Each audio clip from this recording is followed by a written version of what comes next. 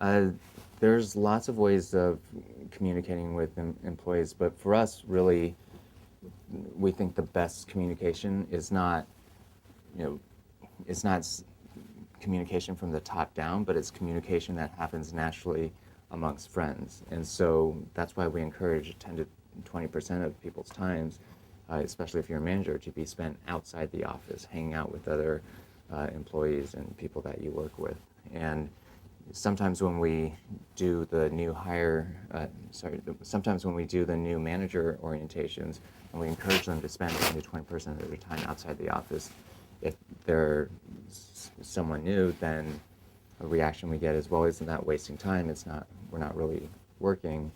But then we ask people that have done it, how much more efficient is your team? Because there's higher levels of trust. Communication is better. People are willing to do favors for each other because they're doing favors for friends instead of coworkers. And the answers we get back range anywhere from 20% to 100%. So kind of worst case scenario, you break even, but you're having more fun.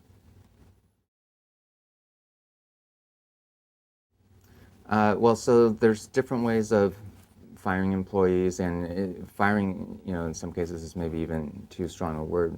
For example, during the training program, at the end of the first week, we make an offer to everyone, and the offer is that we'll pay them for the time they've already spent training, plus a bonus of $2,000 to quit and leave the company right then. And that's actually a standing offer until the end of training, and we've extended it even a couple months after that.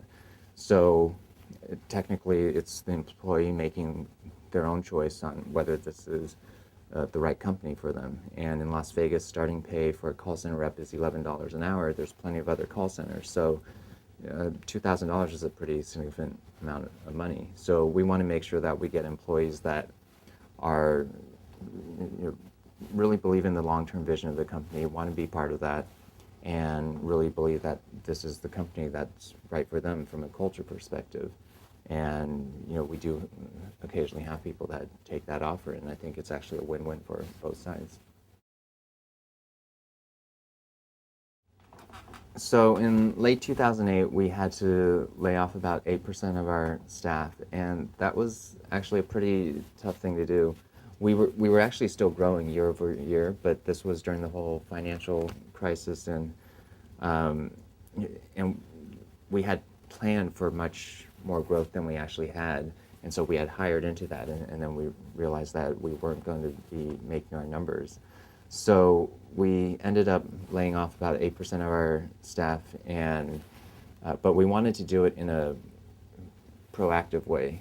Most companies were waiting until they were forced to lay off employees when they couldn't make payroll anymore, or they would lay off employees and give them maybe 2 weeks of severance. For us, we wanted to make sure we took care of our employees, and we actually gave everyone at least 2 months of severance. And on top of that, anyone that had worked with the company for more than 2 years, we gave them 1 month for every year that they worked at Zappos. And then we also covered their COBRA payments for 6 months after that. And it was really more about making sure that we were proactive in taking care of our employees, and we were very transparent in why we had to make that decision, and emailed that not only out to our employees, but posted it publicly on our blogs as well.